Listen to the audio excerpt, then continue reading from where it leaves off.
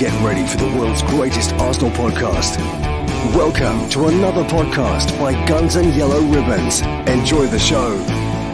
Hello, welcome to another episode of Guns and Yellow Ribbons. I'm Fergus. There's the three of us today in the hot seats. There's myself, Una Hilsey and Capo Dan. We're inviting you, our listeners and viewers and everything else to join the show. You'll be able to click on a link if you go to gunsandyellowribbons.com/show. You can join and have your say. We've got a few questions lined up that we can discuss with you. You can tell us how you feel the season has been going. What do you think of Tottenham? Anything you want, as you know, because we're not playing them today, so we can talk about them as well if you like. Dan, how are you, mate? Not a what do you think of Tottenham, please? Absolutely not. Unless we're playing Tottenham, fed up of that one. Yeah, I know. No, I'm doing very good, thanks, mate. I've enjoyed a nice break from the beer, which means I'll be ready to go again on Saturday for a couple of games. I'm back. My friend Saint Miguel, is back. Yeah, 2 or 3 weeks of, as you say, like just a bit of abstinence makes the heart grow very much fonder. Exactly. That's your alter ego, isn't it, San Miguel? It is. Yes, it is. Listen, we can see you today. Like, you know, I know there's a bit of a light shining on your head, but it's a much better picture from you. This one. That's my halo. Well, it might expose halo, a bit more of the rock and sunset colour, so I might have to turn it off a bit later. Yeah. You might even get sunburned sitting under that long. Hey, Trev, what do you reckon? Don't you get involved in all. I'm not. I'm bad not enough. that. I'm just. Who's put that? Just waiting on Trev in the chat, Fergus. You're out of order, mate.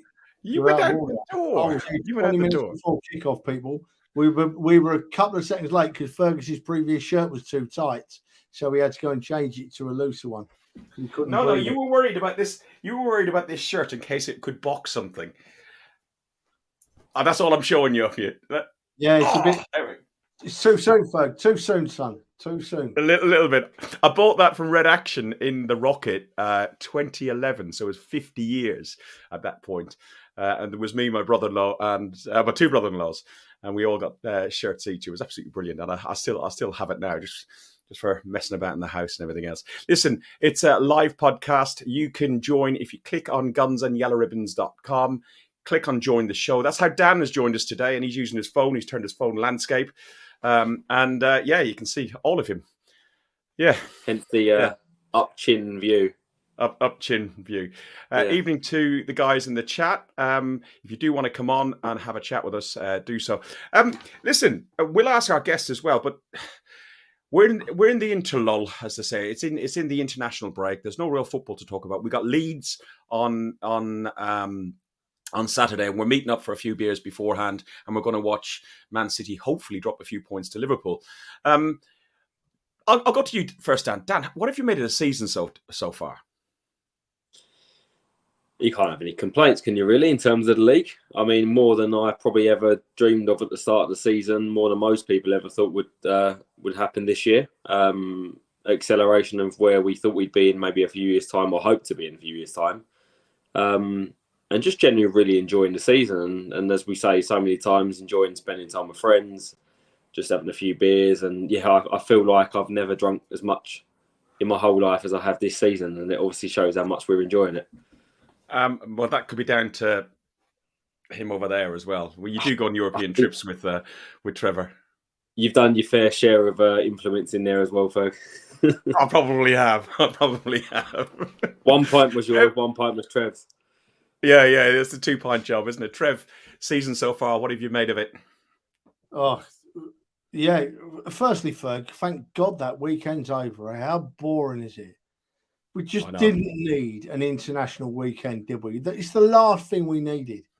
Season so far, Ferg, how can you not be happy with us? How can you not be happy? Yeah, it was disappointing going out of Europe the way we did, but if you'd have said to anybody, any Arsenal fan before this season started, we're going to go out of Europe in the round of 8 or the round of 16, whatever it was, but we're going to be top of the league, clear by 8 points approaching Easter. It's a no-brainer. Everyone on this planet would have took it. So I'm happy. I'm over the moon. I'm excited about this weekend, going back and watching our great club. I'm excited about having a beer with a few of my mates. It's just exciting, full stop, being an Arsenal fan at the moment, isn't it? So I have no problems whatsoever with this season, mate. if we look at the season then, and where we were last season and to where we were now, and where we were December 2019 when Arteta took over, how well do you think we've progressed? Clearly, we've done really well, but did you expect the acceleration and the speed of the process that Arteta has put in place, Trev? I didn't really have an opinion. I had hope, Fergus. I hoped that it would come quickly, but I didn't think it had come as quickly as this, because us Arsenal fans, have to be honest with ourselves and admit that Arteta took over a club in some ways. Turmoil wouldn't be too big a word to use, would it? We were spending money on players that couldn't play football. We spent 70 odd million on a player that's now probably worth about 7 or 8, So we were in a mess. We were in a proper mess. And Mikel Arteta has gone in there and done what he's done. And even he admits himself, we are ahead of the plan. He admitted that, didn't he? So we are ahead of the plan, but he can be as ahead as he wants for me. I'm just enjoying it, Ferg. So I'm a little bit surprised it's come so quickly. I'm not upset when you consider what he got to take over from. He's worked wonders, really, hasn't he? And of course, not forgetting, you boys that did it have got to admit it. Quite a few of the fans were on his back, saying he's the wrong person. When we lost those first 4 games, was it last season? It was Arteta out. So sometimes these fans, we have, not me, I didn't say Arteta out, but we all have to think sometimes we're fans of the football club, the bigger picture. We're fans of the football club, and now look what we're getting for it. Look what we're getting for it, mate. Just to let people know how you join, and then I'll come to you, Dan. If I just add this here, if you go to gunsandyellowribbons.com, you can either click on the little headset guy, alien guy there. You can click on join the show. If you click on join the show, it will redirect you into this screen here where you can join the show. So it's quite simple. It's quite easy for you to do that. Dan, what was your thoughts on the speed of the process? I don't think I ever expected us this season to be challenging or as far clear as we are now, but I did expect us to make a lot of progression, just not in the way that we have. And I think probably quite naive as a fan, I expected it to be a little bit more linear. When Arteta first joined, even I remember the game against Bournemouth, the 1-1 draw, I felt like there was just a little bit of a change in the way we was playing. And I near enough expected us to be challenging for Europe, pushing on to Champions League the next year, and then maybe challenging in the third year. I don't think anyone expected us to drop off as much as we did in that sort of 10 run of games without a win. And then to have, the end of last season with the Champions League, at that point, I expected us to get Champions League football and then to drop away at the end. But that is football, isn't it? There's ups and downs, and there will be more ups and more downs to come. So just good to see us on the right track.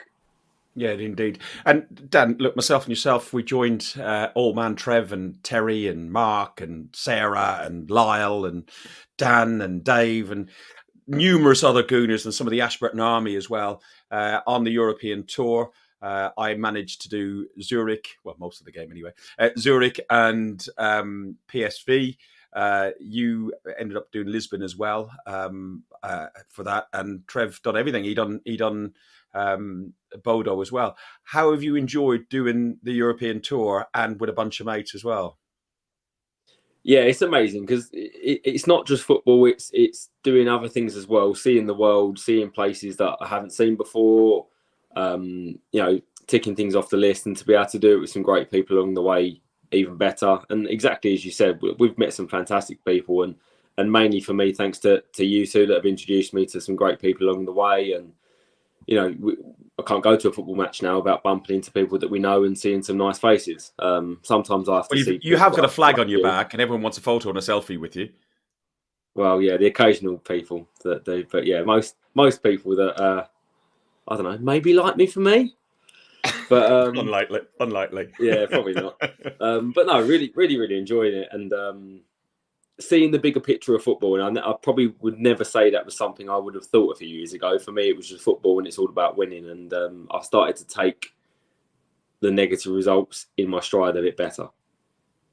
That's interesting to say. Trevor, you've been going for years. This European tour, how did it compare to others? I know you've got all the way to Baku and Paris and stuff over the years, but how did you enjoy this European tour? Well, it was the return of the European tour, wasn't it? Because we didn't get to do it, did we, before, That's true, yeah. So I've had a wonderful year of European tour. I'm gutted that it's ended. As Dan just said, you see some great places. You get to know every European tour you go on, you get to meet and know more people, and it's fantastic. They're a special group. I'm not saying they're better or worse, but they're a special group that go to these European away games, and it's always a pleasure to be in their company. And I mean, just take for instance Lisbon. It doesn't matter. It doesn't matter if it's a big group or a small group. The first day in Lisbon, Dan, Terry, and myself, we sat in the bar drinking pints at €2 a pint, and just passed the time away. Started off talking sensibly, and by the end of these 10 pints, whatever it was, we were talking absolute bullcrap. But that don't. Yeah, and that was the moment you joined the podcast live. No, that was the following day. I think was that the following day. No, that was the Wednesday. That was the Wednesday. Oh, yeah. Right, yeah. It was a little bit messy, to say the least. Then the following day, of course, we met up with all the other groups of lads, and just a shame that we didn't win that game because we were quite capable of winning it. But it's a fantastic season, Ferg. I've not looked at what you want to talk about today, but for me, what's been most brilliant about this season is that I've not got one player. I'm not talking about how good or how bad players are, right? We can talk about that later, folks. But I've not got one player that I'm thinking in my head, they're not trying. They're not playing for the badge. And I can't remember having had that feeling before about every player that sets foot on the field. There's always been one or two or even three or four that I'm thinking, they're not giving their best for me. But they're not now. Not now. Every player that sets on that field in our red shirt is giving 100%, and it's a wonderful feeling. It's so good for our club. It is, but just slightly go back to Europe because somebody's put a question. Pods has put a question in the chat on here, and I'll point it to you first because you're more been away more than in Europe than myself and Dan. Have you preferred Europa League matches? And I know you've probably where the answer is rather than Champions League matches away as destination because they're generally less touristy. Pods, thank you for the question. If anybody else doesn't want to come on and feels a bit shy, feel free to put your question in the chat. But if you do want to come on, it's click on that gunsandYellowribbons.com/show. Trev? Yeah. That's a two-part answer to that question, Ferg. For standard of football, I want to see Arsenal playing the best standard of opposition we possibly can. So obviously I want to see us in the Champions League because I want to see us. We're a good enough side now to test ourselves against the very best in Europe, I believe. But for being a European traveller and for the trips it throws up, there's no disappointment in the Europa League. It's thrown up some amazing trips. This year it sent us to the Arctic Circle, to Bodo. We've been to Belarus, we've been to Ukraine, and Christ knows where else. So the Champions League does, in the early rounds, does throw up the odd trip that's a bit surprising, but the Champions League is the Europa League has sent us on some wonderful trips. And I prefer that for the trip, but for the football we play, I want to see us in the Champions League. If you had a choice, where would you rather go? Clearly, the football, as Trev said, would make you want to go Champions League, but the weird and wonderful places you've been to, it's got to be interesting as well, isn't it, Dan? Because you like travel like us. Yeah, it's interesting though because I think it's down to how much obviously Trev has travelled a bit and followed us abroad. That I think you're probably at that stage where you've seen enough of the big grounds and that you're quite happy to go to the smaller places. I mean, in terms of travelling, I absolutely like seeing a few more places that are obscure, but there's still, for me, there's some big European grounds that I've still not been to. So for me, I'd absolutely love to go to them. And even the likes of Juventus and Barcelona that were talked about for the Europa League, they were the sort of draws I was looking forward to as well, just because I've not been to all of those grounds yet. So perhaps in a few more years, when I've ticked those off, I'll probably be changing my opinion, I'd imagine. Yeah. There's a question about ticketing, which we'll come back to afterwards. First guest is in the green room, getting ready to come on. We'll talk to you in a second, Ben. Are you ready to come on yet, Ben? No, he doesn't look ready just yet. Let's bring him on. Hello, Ben. How are you, mate? Boys, all right? Yeah, good. So good. I'm just getting organised. Let's go. Yeah. So we've been chatting among ourselves about how the season has gone so far and how we've enjoyed it and so on.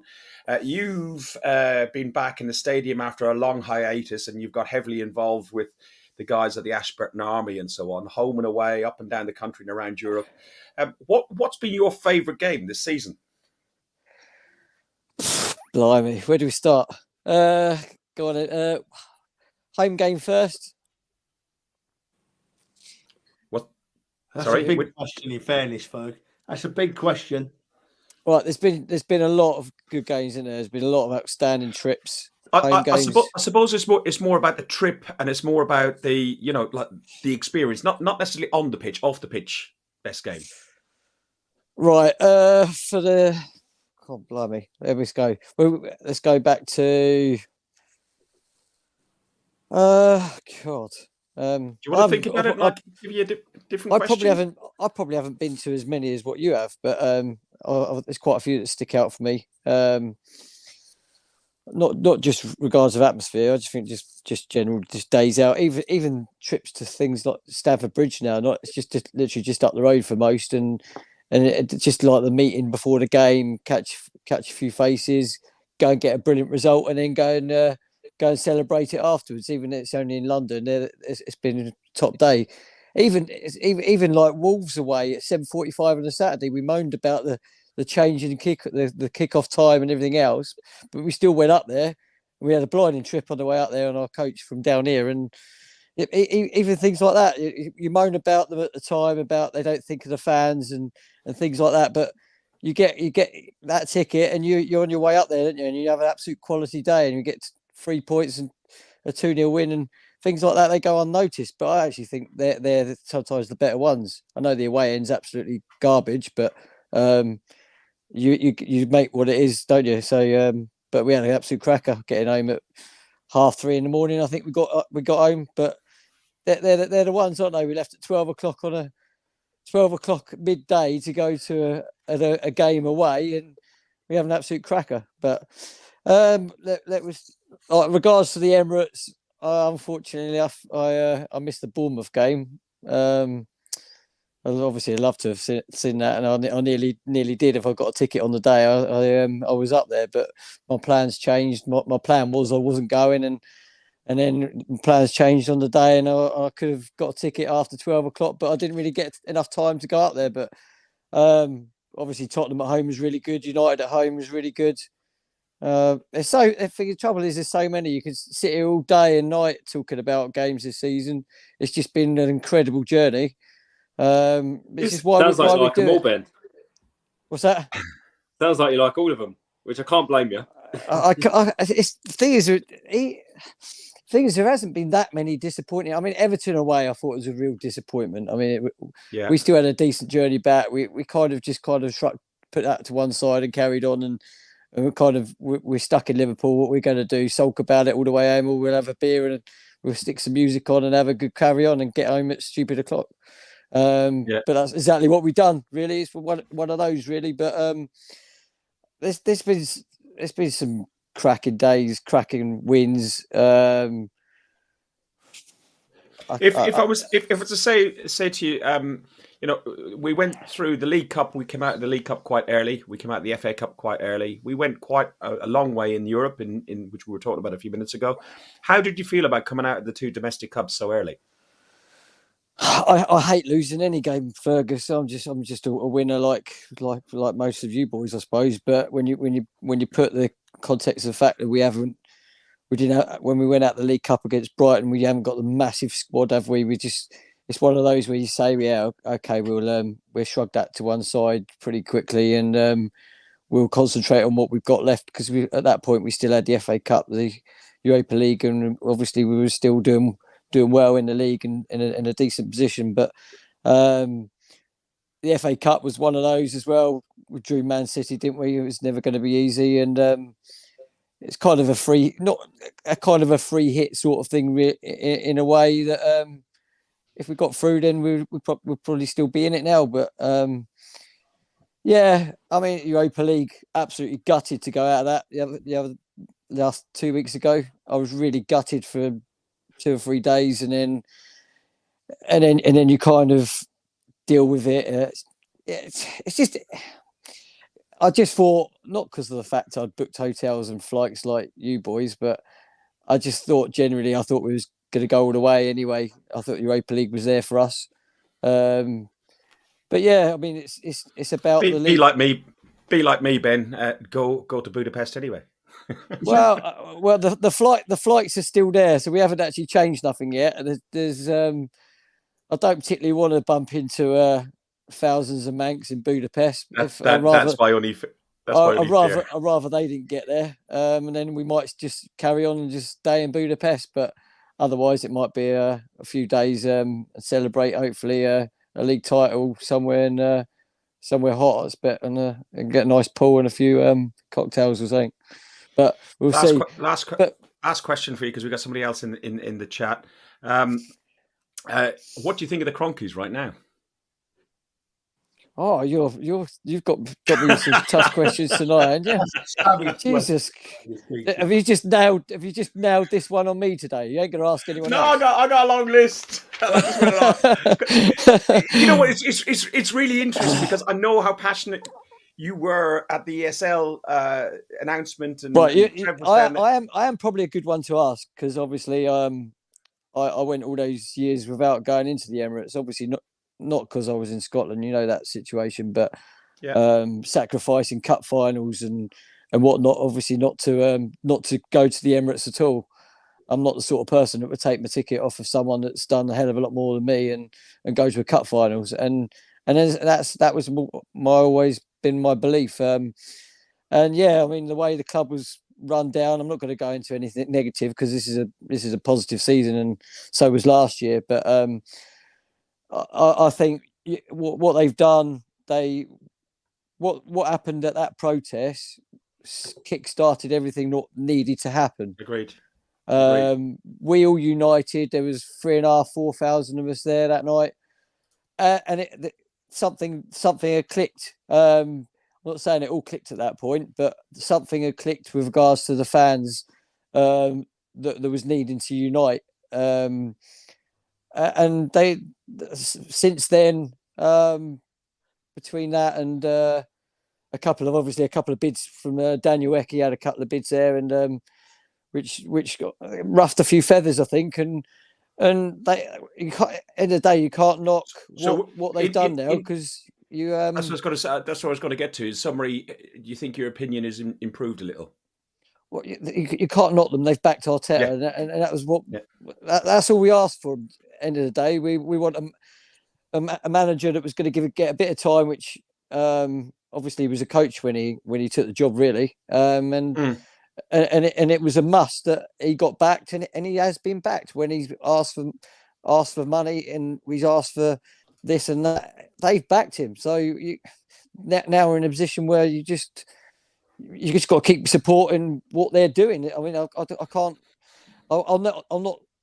I'll never forget that. Obviously, the likes that they wanted to go into this Super League lark, but that's a bit of a distant memory at the moment. And you got to be positive about what's going on. And like I say, Arteta's had the support from the owners, and I think also the fact that Josh had taken a bit more of a lead role and left stand in the States, and he's been very connected, like very, very close connection with Edu and Vinay and Arteta. You can't knock it. Trev, did you want to come in on anything on this before we get somebody else on? Yeah, well, do you know what? It was a question I was going to ask of Ben, but Ben's answered it when he said that. My opinion, and it's only my opinion for what it's worth, having been at them protests, is that they absolutely worked. Although there was a bit of pyro there and there was lots of noise, it was a peaceful protest. A lot of noise was made. A point was made. And my view is, honestly, that the Cronkies have thought to themselves, well, we like Arsenal Football Club, but we've got to pull our socks up a bit here, you know. We've got to pull our socks up a bit here, and that's exactly what they've done. That's exactly what they've done. And like Ben says, you can't be on their backs now, you know, because they've done all basically that we asked of them, in my opinion. No, you're right. Ben, thanks for joining us. It was easy to jump on. Just click on the link as I put up there, which is gunsandyellowribbons.com/show. We'll see you on Saturday, I'm sure, in around. No, unfortunately not.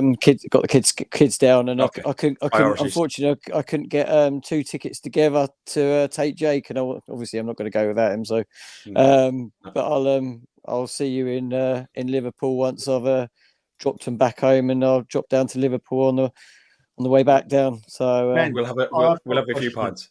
Ferg, I've got a question. Firstly, it's family first, Ben. You've got to remember. Of course it is. Of course it is, mate. Secondly, you're not in the same hotel as me in Liverpool as well, are you? I don't know where you're staying actually, because Lyle's put me up, I think, in one of his accommodations. So I doubt. No, Lyle's got an Airbnb. He's got a house or something like that. So I'm jumping in there, but like I've also stayed away from the county hotel in Newcastle just for you, Trev, as well. I'll let you have a full night's sleep this one. You're a top man, Ben. Don't lose your glasses, son. No, I can't afford to lose my mobile phone either, or damage it anyway at the moment. After last year, I like to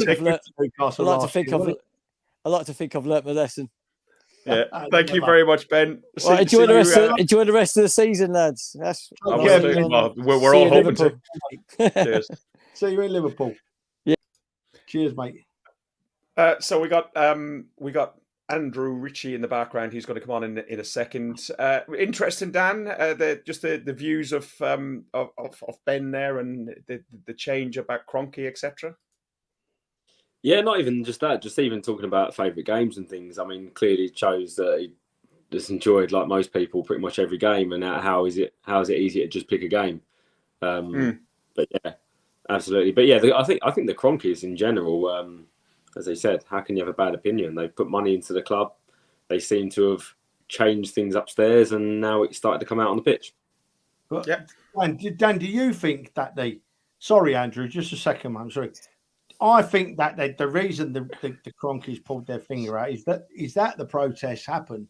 That a point was made, and it was made in a structured way beyond the protests, right? I know the supporters groups were at him in a structured way. And also, he probably got his phone ringing a few times with people saying, "Are you selling the club? Then I'm interested. Are you selling?" And it's probably jarred them into doing what they're doing now. Yeah. And Lewis is right in the chat, that ESL protest thing and just the emergence of it, because of what it instigated, could be one of the best things that happened Arsenal Football Club in recent years. Andrew, welcome. You're looking like you're sitting in a car park. It's not like one of those sort of scenes. We can leave this on, yeah? Yeah, you can leave this on. You're fine, mate. I thought I'd stay free. Theo's got football training. And I thought, do you know what? I'll stand there and watch him play football and do this. But it looked like I was videoing a load of kids. So I thought, do you know what? I'm going back to the car because it's safe. So you're gonna sit in the car, in a car park on your own instead. That doesn't look at all suspicious either. No, I'd rather take this than that, though. That's true. Listen, a question for you. Who in the league now do you fear? Nobody. Oh, what a great nobody. The way that we're playing at the moment, you know what? I'm so looking forward to the next few weeks. I mean, you know, we've got Leeds and we've got Liverpool, we've got City, we've got some big games coming up. But no, do you know what? When we played them in the FA Cup, played City in the FA Cup, and we got beat, didn't we? In that, but we didn't put a full strength team out, and I thought we were the better team. You put the stronger team out with the likes on, and I just think we'll go toe to toe with them. And why should we shouldn't fear anybody. We're more than capable of beating anybody in this league.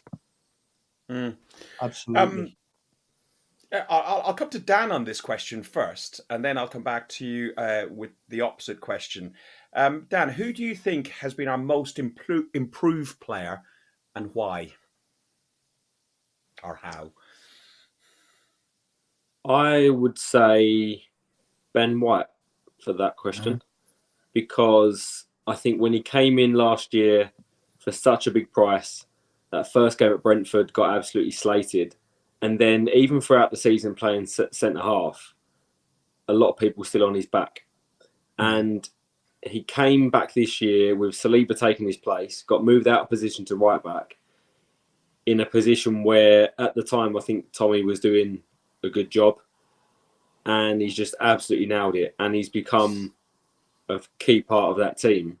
And it shows now that when he doesn't play and he does get rotated out, one way or another, he gets brought on still because he's just so fundamental to that team. And the opposite question then to yourself then, Andrew, who do you feel is who hasn't progressed as much as you'd want to in the league so far, and why? I don't know. You're going to ask me that.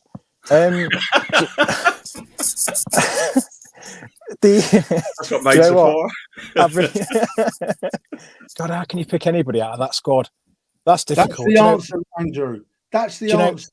If you really twisted my arm to say a name, and it's really harsh because we haven't seen him very much, I'd have to say Turner, because of just how shaky he's been, sort of like sometimes. But that's being really harsh, isn't it? I mean, you're really making me pick a name out there. But they're such a solid unit together, and when you look at stuff, you look at when we the other week, that video we saw of Xhaka coming back, with the tackle that they did, and they're pulling each other up, and just the solidarity in the team's phenomenal. So they're pulling each other through, hasn't he? So really, if any of them have a bad game, look at the own goal that got scored. Everyone sort of turned round and was cheering and supporting them.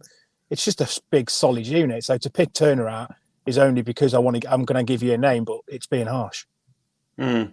And finally, how far do you think we can progress in the Champions League next season? Because we're 1 point away from automatically qualifying, I believe.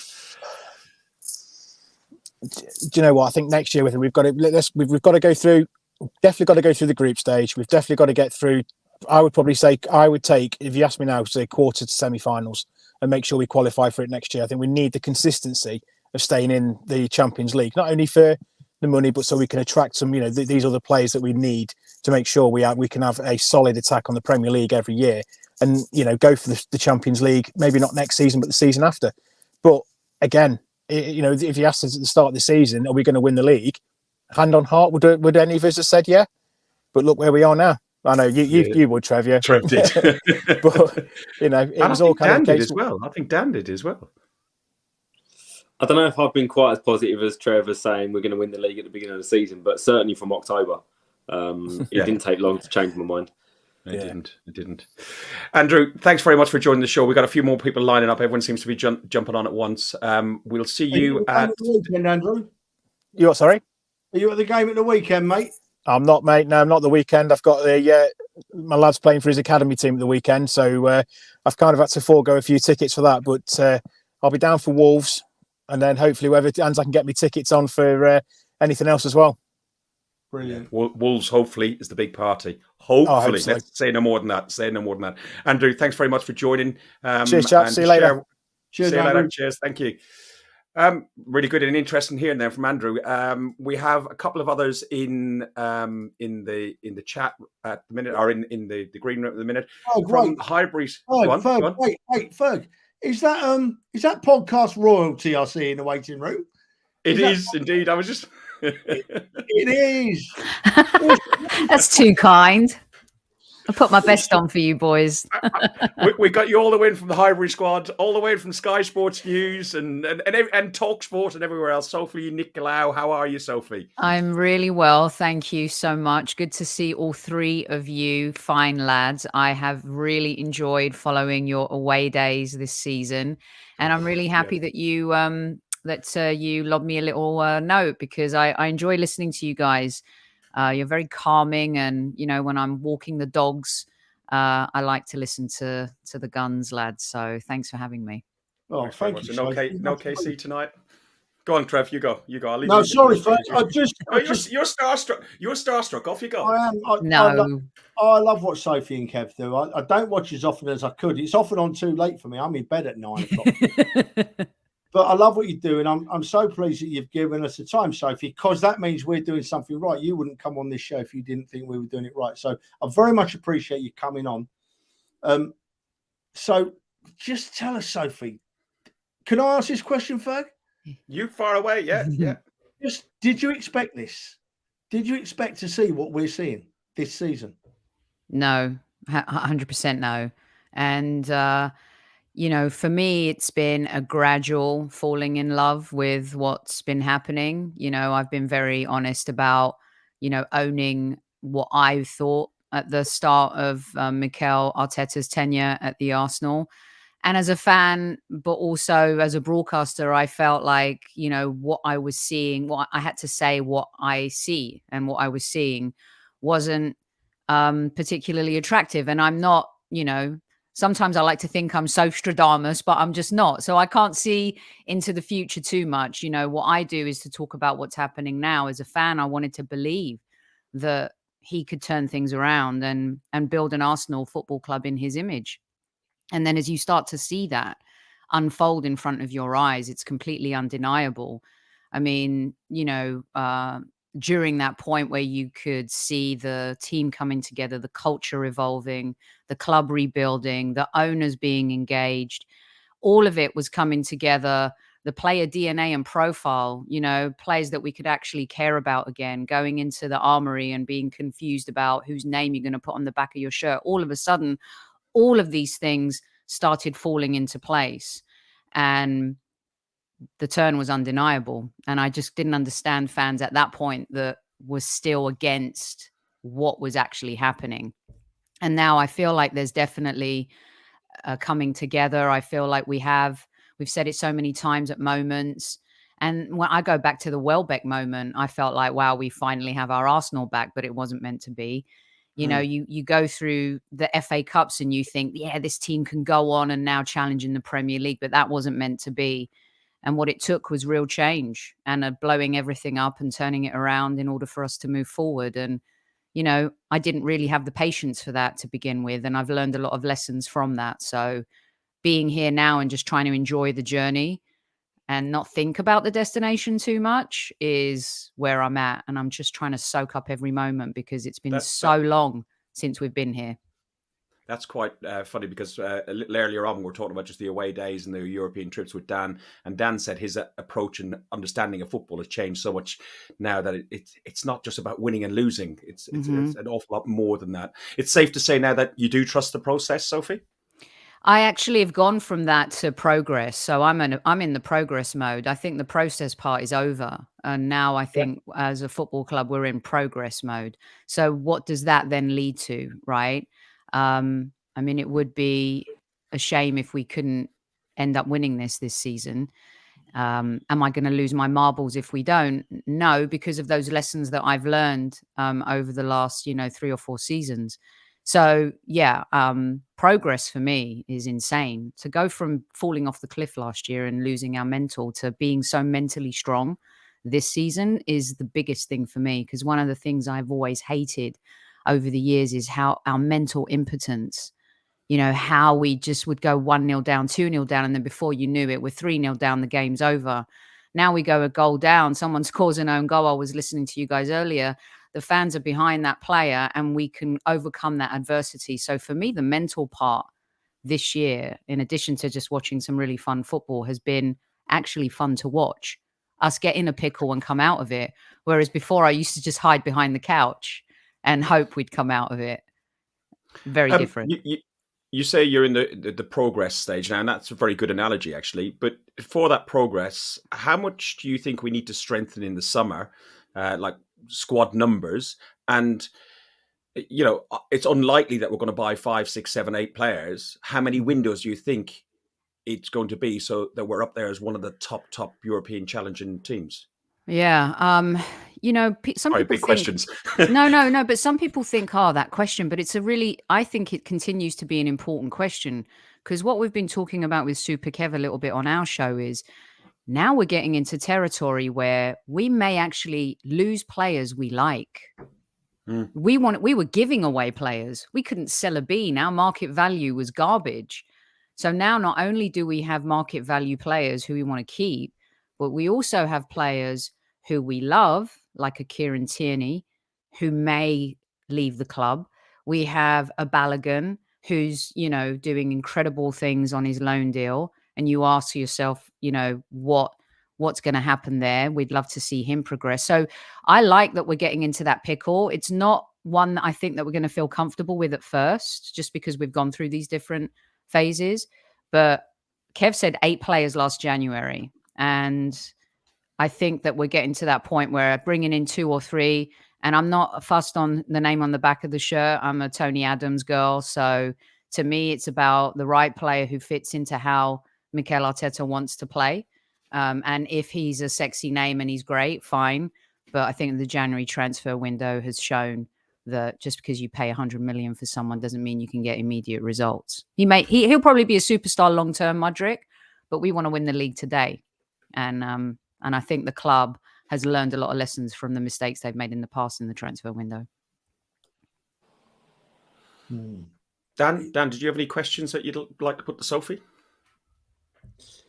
I mean, first question at the start when you came on, probably not football related. You said you find Fergus and Trev calming. How the hell do you find them two calming? That's a very good point. Very good point. You know what it is? To agree.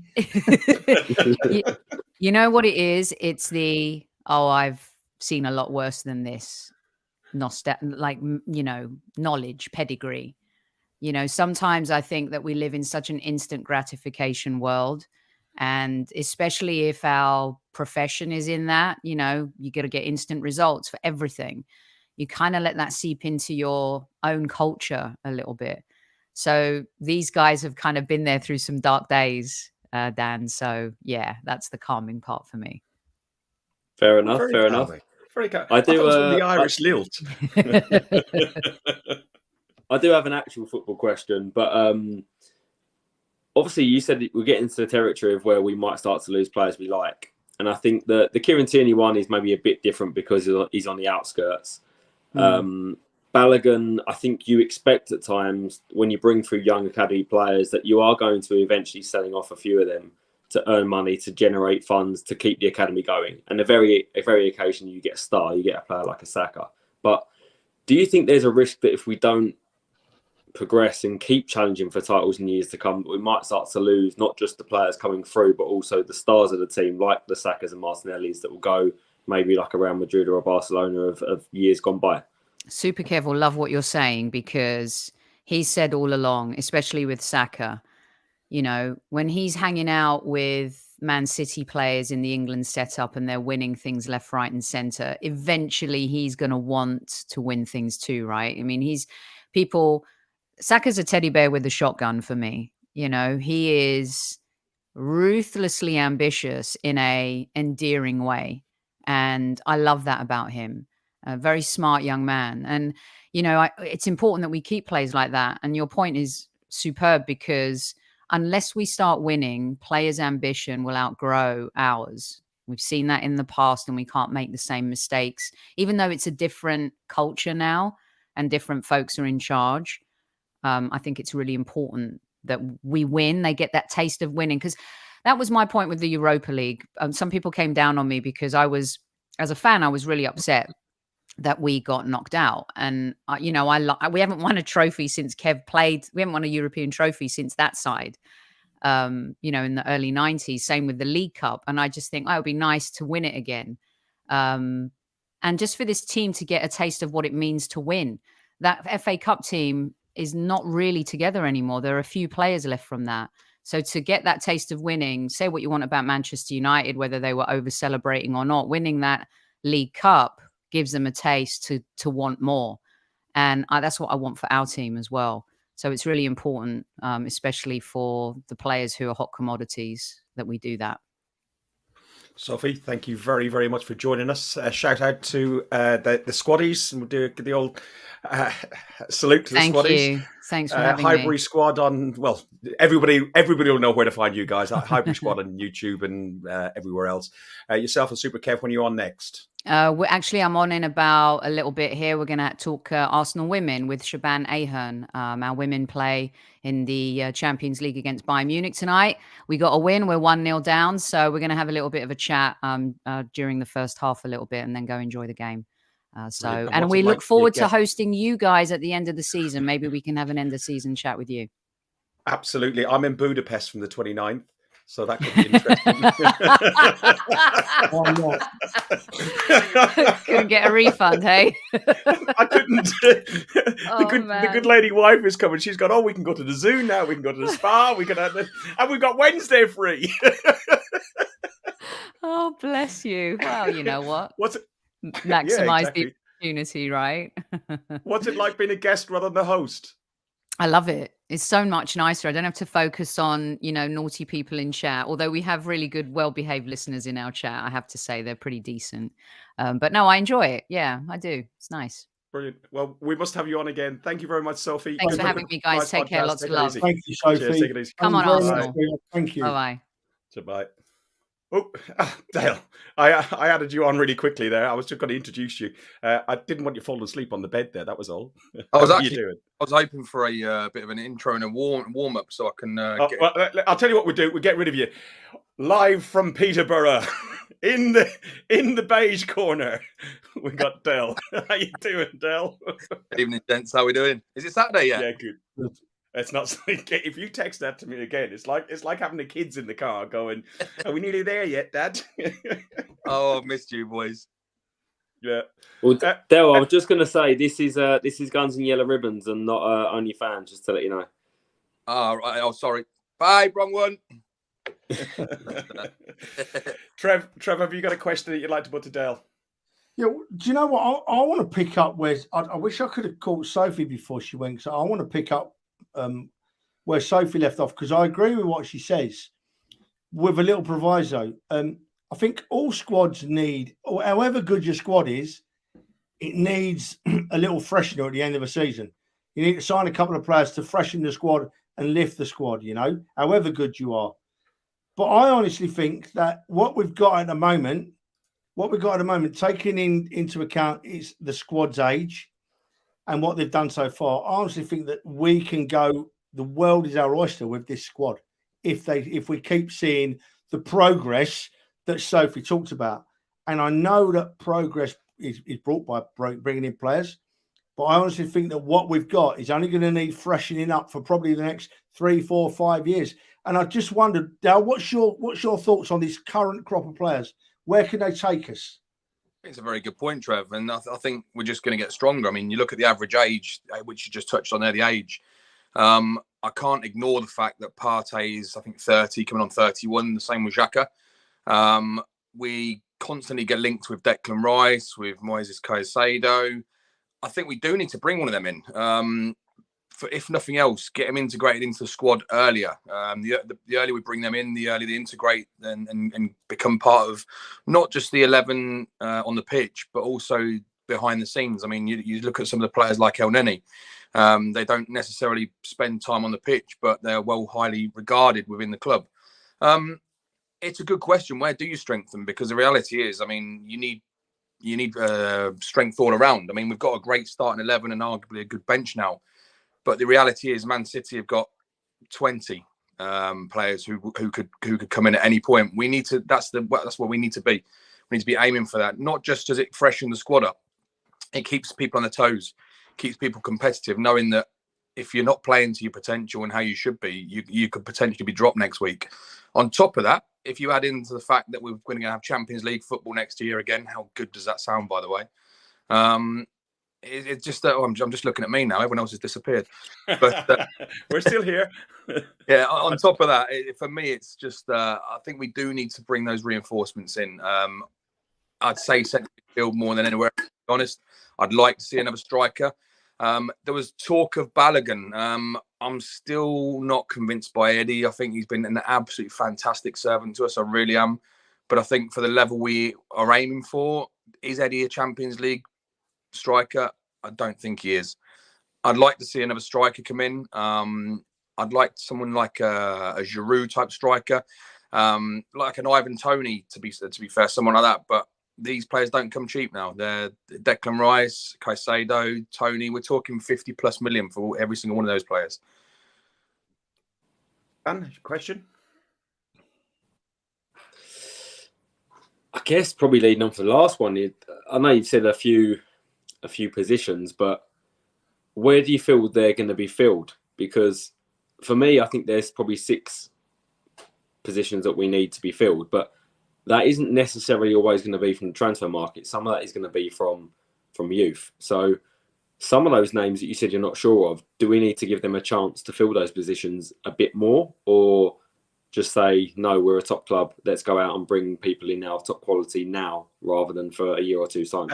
And adding to that, if you do just dump them, does that ruin the culture that's just been built?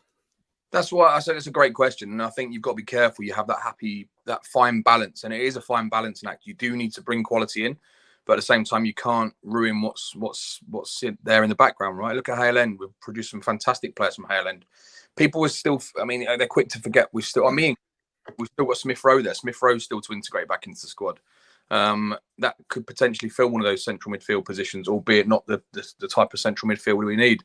I'd love to see Balogun come back. I'd love to see him come. I've been a big fan of his for 3-4 years now, and I'd love to see him come back and do what he's doing now. I do think he's got more potential than Eddie. Are you a bigger fan of Balogun than you were of Trossard? Because you screamed from the rooftops about Trossard from the summer. I did, yeah. I mean, Trossard for me was the last player I was very similar with Szczesny. Before Szczesny came into the first team fold, I'd known about him for a while. I'd watched him for a while. He's a fantastic player. It was quite obvious he was going to come through, and he did. And then Trossard, I thought I called that a year ago, so we should have done it last summer. Thought was a fantastic player. Balogun, it's hard to really say because we've not seen enough of him against top opposition. However, this season, some would argue he's done that, right? He's stepped up. He's outscoring the likes of Messi and Mbappe and people like that in the French league. Yes, it's only the French league, but you have to give him a go, right? For me, Eddie's had his chance. He's a great player. Don't get me wrong, but I don't think Eddie's a top 4 player. I think Eddie's maybe a top 6 player, a top half player. So I'd integrate Balogun back into the team in some way, shape, or form, and maybe look to cash in on Eddie. However harsh that sounds. The same with Reece Nelson. He scored one of these goals recently, which we all remember. And oh God, I can't remember the last time I celebrated like that. In the 97th minute, it was fantastic. I mean, we all remember it like it was yesterday, right? But the reality is, he's not consistent enough. I mean, he came into the first team fold behind Saka, ahead of Saka and people like that. Yet he still hasn't developed to how he's been unlucky with injuries. In fairness, agreed. But he has also had loan spells where he hasn't performed there either. When he has been injury free. So I mean, again, it's nothing to do with them personally. I like the lads, I really do. I've got a lot of time for them, but I think we need to be aiming higher and bringing through the likes of Balogun instead of Eddie. I'd be interested. What's your guys' thoughts on Eddie? If I can just jump in on Eddie quickly, I mean, I'd argue he has been consistent, and I think he's been consistent when he started games. He hasn't been fantastic off the bench when he's coming in and out of the side, but he's had 2 runs in this team where he's had consecutive games, and he's scored in all of those runs. So I think it's a bit harsh to say that straight away he's just not good enough to get rid of him. But agreed, I think there's lots that he needs to develop. Yeah, I take a point taken. But how much more time does he need to develop? He's only 23. He's only 23. A striker doesn't come good till 26. No. Completely get it. Completely understand that. And I think one thing we do lack from our strikers to an extent is goals. And I know we say about starting and coming off the bench, but the reality is you need people in the level we're trying to get to, and the ability, the opposition we're playing against. You need players to be able to do that. Matt in the chat says you're spot on, and also said earlier that we're still lacking a tall striker. We don't have. Do we have a plan B, Del? I don't think we do, which is why. Well, I say I don't think we do. That's harsh to say because I think we've seen that the decisions can be made with what we've got available to us, and it does work. But I do think a big target man up front. I mean, we whip so many crosses into the box at times. I mean, Giroud would have been lapping these up like you wouldn't believe.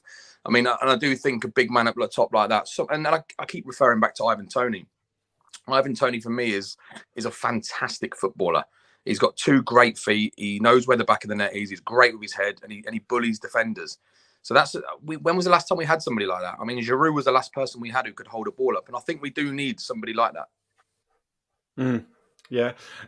Trev, did we cover this question here that Lewis has put in the chat? Is it time to get excited about the Champions League again and get it back to the levels we're at, Trev? Of course, it's time to get excited about the Premier League. My view slightly differs to you boys in that I think we've got the players now to win the Champions League if they keep improving like they have done. They've shocked everybody this year, being where they are in the league. Almost nobody expected the Arsenal Football Club to be where we are this season. And we're where we are this season because we've got an improving young manager and an improving young squad. Now, I just think if the improvement continues into next season and we buy a couple of players to strengthen the squad, although it's going to be trouble, we're going to struggle to find players of the quality to fit in the squad that are not going to want to play every week because they're not going to get in the side every week. So it's a real difficult conundrum. But if the improvement continues into next season, it's not an overstatement to say the world's our oyster because we are that good on our day now. Put another year into everyone, put another year into the progress, as Sophie rightly called it, and who knows, we can really do it. Just an interesting point about our strikers, right? Because we do need more goals from our strikers, right? We do need more goals. And as good as he is, as bloody good as he is, that includes Gabriel Jesus, We could have done with another half a dozen goals out of Jesus this season, So, fortunately, we've got Martinelli, we've got Saka, we've got Odegaard. We're all chipping in with the goals. So, it's nicely balanced. But we could really do with our striker scoring a few more goals. And that's not a picking on Jesus. It's just a fact, I agree with that. On that note there, Trev, as well, you stick a 20-goal striker, 20-goal a season striker into that team there, all of a sudden it's a different ball game. Yeah. No, but does that take away from the sort of technical players that we have? That it seems that there's players coming, there's goals coming from right across the pitch. Changing the topic slightly, probably towards the end of this podcast. Two things happened over the last week. Sir Alex Ferguson and Wenger were put into the Premier League Hall of Fame today. What was your favourite Arsene Wenger moment? It's got to be Old Trafford, I think, where he got sent off and stood in the stands. Absolutely iconic, by far for me, that one. Dan, any different one than that? I think for him personally, going the season unbeaten, the year after saying, I think we can go unbeaten, and everyone laughed at him, and then to come back and do it the next year. I think for him, that must be something that still fills him with pride. And obviously as fans, it should us too. Trev, we were there on his departure day, and I've got the T-shirt in my cupboard next door. What was your favourite moment of memory of Arsene Wenger's era? Well, there's so many. He led us to another double. He got sent off at Old Trafford, which, as Dan rightly says, was hilarious. I love that. Was it Jose Mourinho he fell out with at Chelsea? Was it Mourinho he fell out with? Yeah. It was where they pushed each other. Yeah. Of course, throwing a pizza at Fergie, but it shows Allegedly. the true measure of the men, Fergie and Arsene Wenger. It shows the true measure of the men that I was fortunate enough to be at Old Trafford in Wenger's last season. He announced that he was going, and then we play Manchester United away at Old Trafford. And they'd locked horns for years, that pair, donkey's years, But at the start of the game, Ferguson walks up onto the edge of the pitch at Old Trafford. He turns around and he waves to Wenger, come up here. And Wenger was like, no. And Alex Ferguson insisted, come up here. And he shook his hand. And for two men that have locked horns, thrown pizza at each other, said some really bad things about each other, just goes to show that there's a life outside football. And those two gentlemen never forgot that. And they shook hands and they gave Wenger a presentation, and then they went the opposite way. But there's a second half to that story. You can tell it you were there, Fergus. You can tell it from Wenger's point of view. Just before Arsene's last game at the Emirates, Sir Alex Ferguson was took really poorly, very poorly. And after the game, when Arsene Wenger came on to talk about his career at Arsenal, what great things he'd done, and thank the fans and tell us he'd miss us. The very first thing he said was, "I'd like to wish Ferguson all the best for a quick recovery." Now, in the heat of the moment, with all that going on, with 20 odd years coming to an end, how did he have that in the forefront of his brain to say that? I'll tell you how he had it, because he's a gentleman like Ferguson is, and outside the game, there's another life. And that sums the two blokes up for me. They realised, you know, they were great. What's the word I'm looking for? They locked horns on so many occasions, but there was a line, and they stuck to that. You know, great adversaries, but good friends, I think, as well, and respected each other. Adversaries was the word I was looking for, Fergus. Says the guy who can't pronounce a thing normally. That must be a first ever. That must be a first ever. But I've got one more question, right, for all of you, right? It's more of a statement than a question, but I want to see if you agree with it. We do have a couple of questions starred as well, which we'll talk about afterwards. But yeah. Not this January just gone, the January before, we were all expecting Mikel Arteta to make signings, right? And he made none. And he made absolutely none. And then we fell away at the back end of the season, and he got a bit of stick for it, didn't he? Right? But Mikel Arteta stood tall that day, and he said, "We won't buy players into this football club that don't improve us, right? I will not pay good money for a player that isn't anywhere near the standard I need at the Arsenal Football Club, right?" And I hope he sticks by that for the rest of his career. That is one of the defining moments for me of Mikel Arteta's managerial career so far, in that he had the bottle to say, "I ain't going to please you fans by signing someone just to get someone in. I'm going to sign players that I want that will improve my football team." And I love that. I don't know about you boys. I love that. For me, I liked his opening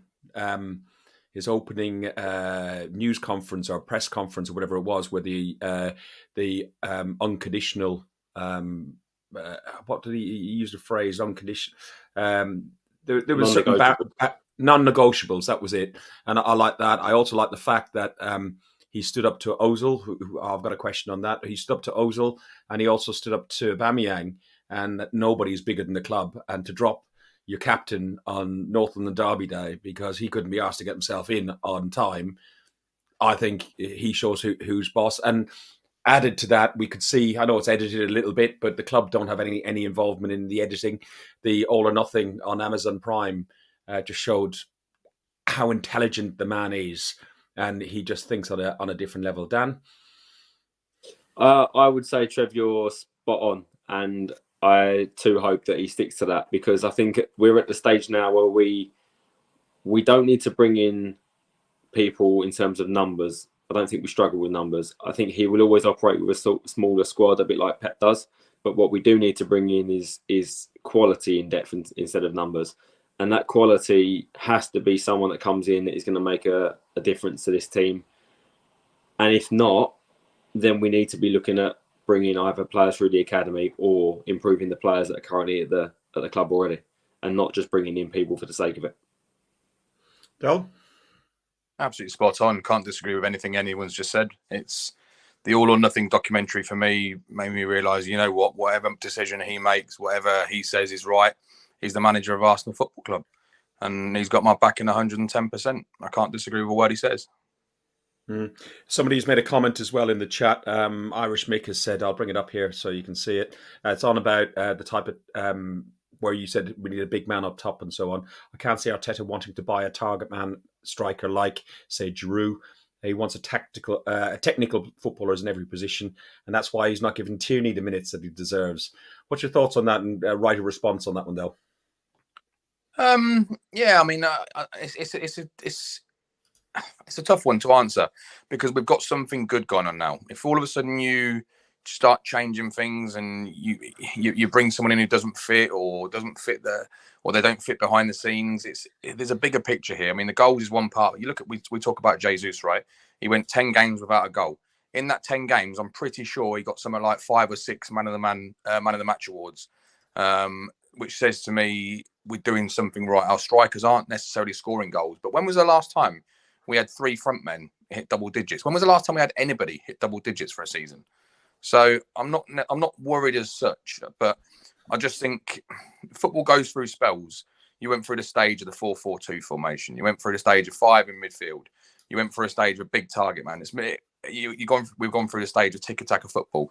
We're in a new era of football. I don't know. I'm split on it. Now I do think we need a plan B like a target man for those stubborn defences where you can't break down.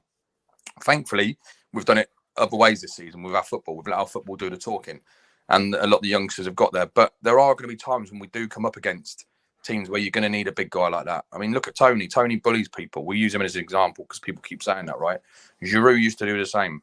Now, I'm not saying we do need someone. I'm not saying we don't. But this goes back to what I said a moment ago. If Arteta thinks we need one, he'll go and get one. If he doesn't, he won't. And I'll stick with him. Brilliant. Dale, just a quick point on that.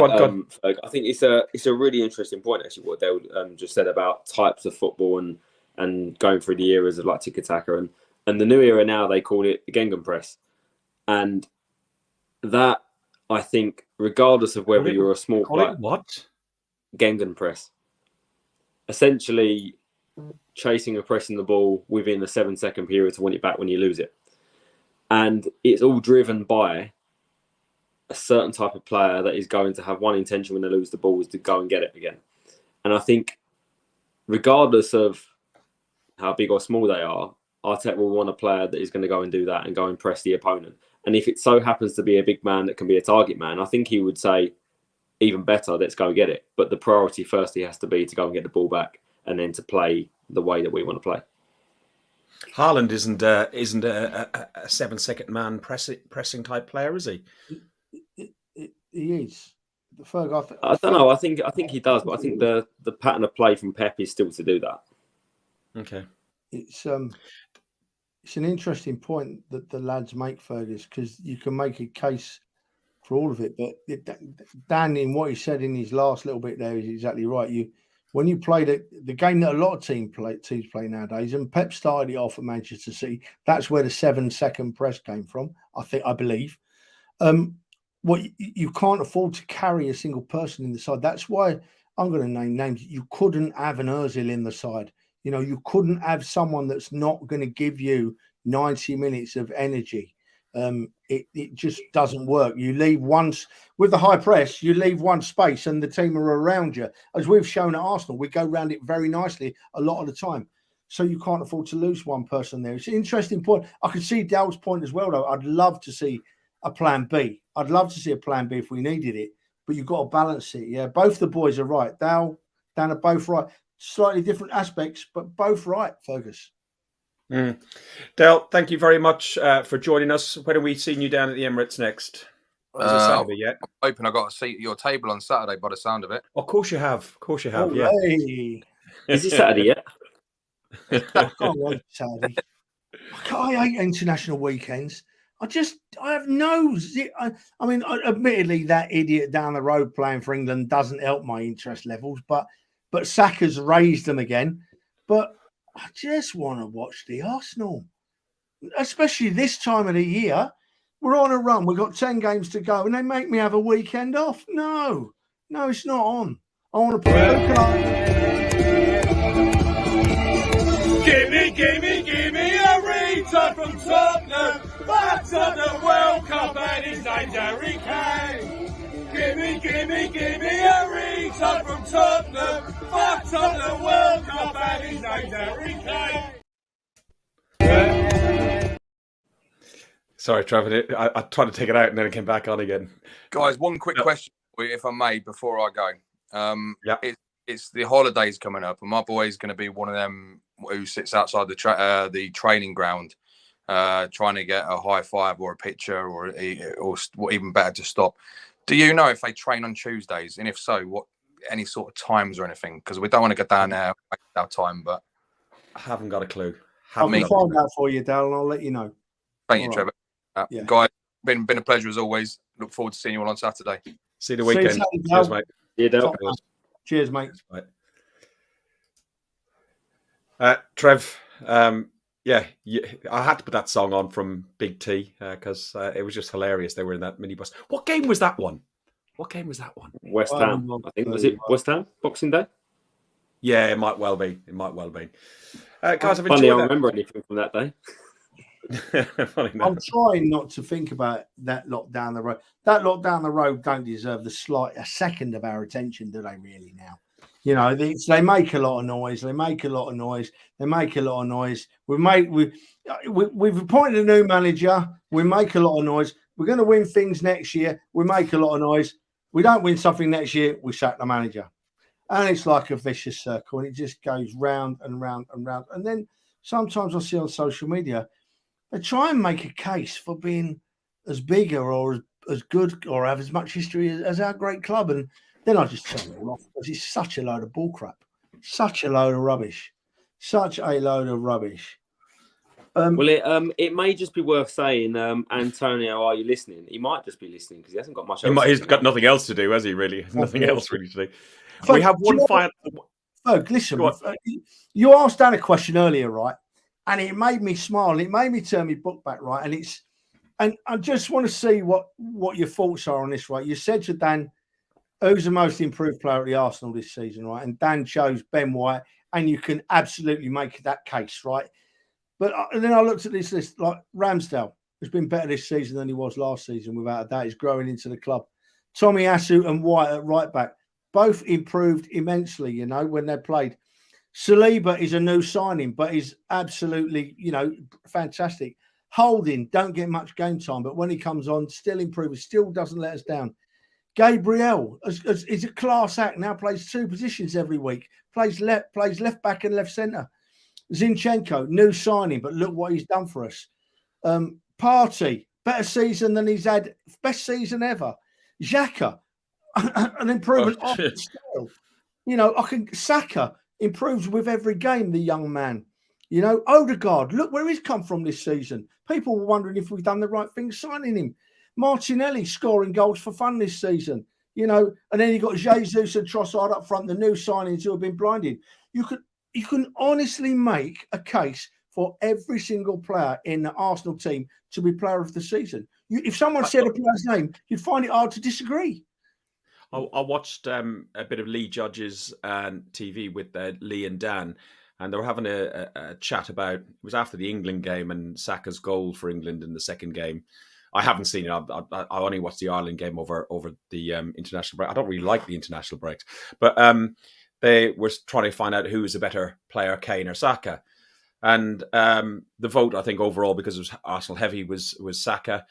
Clearly, he's younger as well, and Kane is on the tip and going down on his trajectory as in a career. But I sat there and I actually made a comment that said, "Yeah, we're really lucky to have Saka, but we've got Odegaard, we got Martinelli, and you just list like what you've gone through, the players that we've gone through, and we're so blessed at this moment in time where this club is, and a little sprinkling of magic dust over the top of it, and in the summer, and probably again in January, and I think we can go a long way. I do definitely think we need a keeper. If you just bloody fly, I think we need a keeper, definitely, because I don't think we can go into the Champions League campaign with Turner as our number two. I won't get into a big debate on that one, but I will have a final question. And Trev, I think you said you wanted to answer this question, didn't you? Which is on ticketing. Yeah. So let's read out the question first. Good evening, gents. What do you think the club should do about ticketing situation with the tickets selling out in under 6 minutes? And when you see tickets appearing on reselling sites for around £1,500, I've even seen £4,000, leaving several thousand disappointed. Right. From what I'm hearing from people in the know, right, is that there are definitely the odd tickets changing hands, in particular for the Wolves game, for a lot of money. But there is nowhere near the amount you see on these ticket sales sites. They're not there. They haven't got them. They advertise them hoping that they might get one and be able to supply you. It'd be interesting to find out how many people, of people that pay that much money, probably don't want people to know they've paid that much money, and you can respect that. But what they'll do is they'll say we can't supply you and send your money back again, because I've been told that although there is the odd ticket out there changing hands for big money, when you see like 600, 700, 800 being advertised on the site, they don't have those tickets. I saw a site today that said it had 600 and odd tickets for Arsenal v Wolves. Well, that would mean that they've somehow got hold of a tenth of the stadium's capacity, or no, a very high percentage 10%, yeah, 10%, 60,000, yeah. No, 600. Oh, no, 1% would be, yeah. So it's, whatever it is, to have 600 tickets for one game just like that is unbelievable, to be honest. And I don't believe that they've got them. I'm of the opinion that they advertise them, hoping that someone's going to jump in and buy one. And then if they can't come up with the ticket from the one or two sources they might have, then they send the money back. That's my belief. I don't believe everything is. It's not perfect. I know there are tickets changing hands for big money, the odd one or two. I know there's one or two sites on Facebook where the people are shameless and they will ask big money for tickets. They don't care. But people are paying it. So, you know, I don't agree with it. You know, I think that every ticket that goes outside the club should either be ticket exchanged or friends and family, but you can't manage that, Fergus. You can't manage that, mate. I'm led to believe, Trev. Makes me so sad, Ferg. There's some wonderful Arsenal fans that are going to every game that can't get tickets now. There's wonderful fans that have been going to every game for the last 10 years through the deepest of dark periods, going and supporting our club. Now they can't get a look in, and that's very sad. That makes me feel very sad. And I just hope that they can do something about that, but I don't know what they can do. I'll let you two boys answer that. And I just want to finish on something, Ferg, different. Don't let me forget. Yeah, will do. From what I know, speaking to some people on some of the committees and some other contacts, there is a lot going on behind the scenes. I know a lot of IP addresses have been blocked. There's other things that they're looking at. Some I'm not privy to say. I'm not saying I'm an ITK or anything like that by any means, but there is some action going into place. They have to do something because at the moment they've got, I don't know, 100,000 red and silver members out there paying 30, 40, 50 pound a year and not being able to buy a ticket. You know, it's printing money for the sake of printing money. And if you can't give somebody the product, you know, I personally have 2 reds and my gold because I buy tickets sometimes for my kids and my grandkids and stuff like that. But, you know, unless they're going to make that worth it, it's not good. But there is a lot of changes going to happen in the closed season. And even with aways, like myself and Dan, we've got some points. We struggle to get away tickets in our own name. We're lucky to have some good friends and contacts that occasionally help us out when we go to some games. But that's the way it should be, and it's all face value and all very amicable. Dan, your thoughts on the whole thing, and then we'll let Trevor go into Trevor time. Yeah, I mean, to be fair, I've only heard similar to you guys in terms of what the club are trying to do to resolve it, and exactly that I think the tickets on the sites are not actually available. But the biggest shame of it, as Trev said, is there are fans that have been going for years when we haven't been in the best of moments, and they're the ones that I feel sorry for that can't get tickets now. All of the people that all of a sudden want to come back to the club and get a ticket and then complain, I've got a membership, what have I got it for? I don't really feel sorry for you, if I'm totally honest. I know it might sound a bit harsh, but I've got no sympathy at all. You should have been there the last couple of years. It's the people that have been there that now can't get it. I feel sorry for. Well said. Well Trev, done, over to you. Well, firstly, right, sticking on the ticket theme is that ticket exchange doesn't necessarily work either. I put my ticket on the ticket exchange once, and it was purchased off the ticket exchange. I did everything right. I couldn't go to the game, put my ticket in the ticket exchange. And the lad that sits next to me said that a tourist turned up there and told him he'd paid a lot of money for the ticket. So that ticket must have been bought by someone with a red membership or a silver membership and then passed on again at a great profit.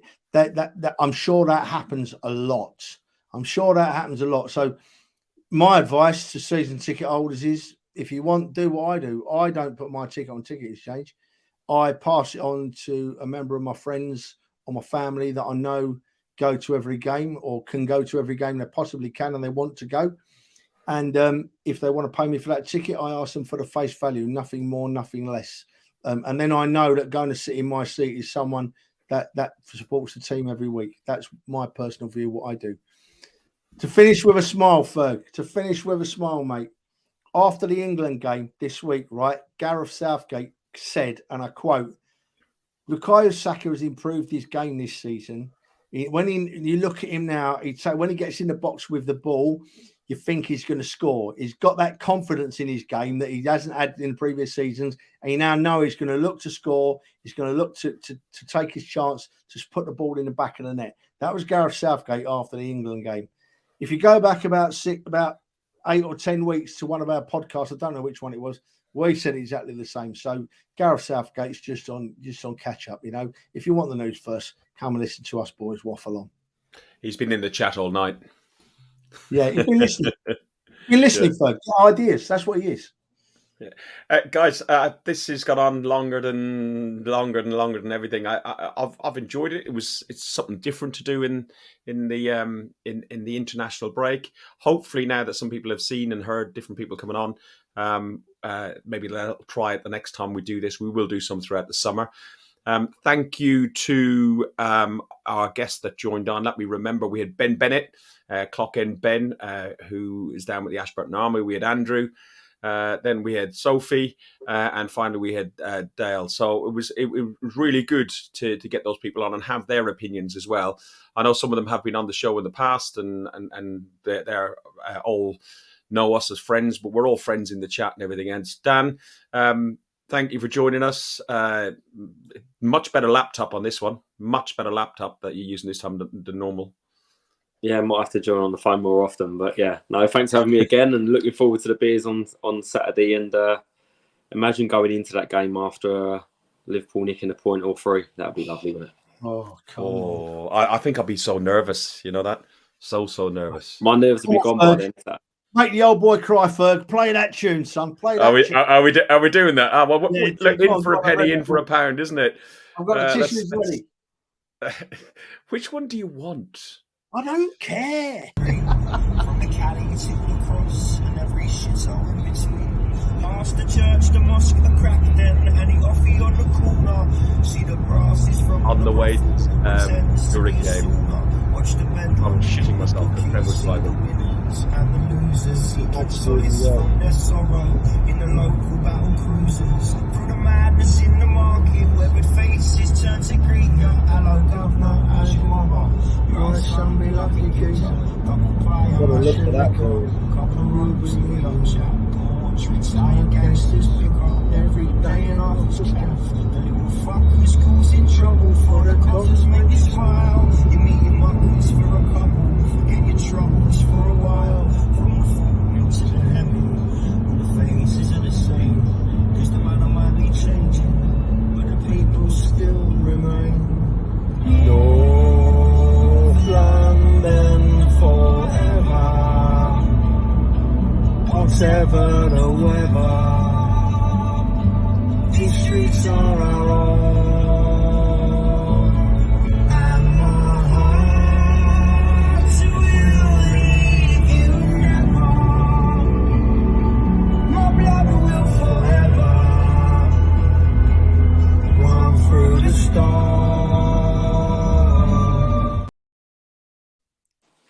You have been watching Guns and Yellow Ribbons, an Arsenal podcast by Arsenal fans for Arsenal fans. Dan's phone's clearly rang, so he's gone.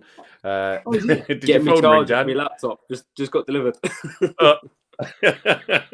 Right, guys, we're out of here. Thanks, everybody. If you like what we do, you know what to do. Click the bell, click the like, and all that sort of stuff. Up the Arsenal, fuck the Spurs. Come on, is it Saturday yet? Oh, man. You've been listening to Guns and Yellow Ribbons, an Arsenal podcast by Arsenal fans for Arsenal fans.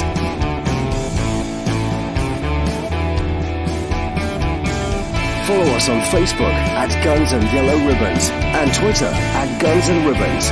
And remember to rate and review us too.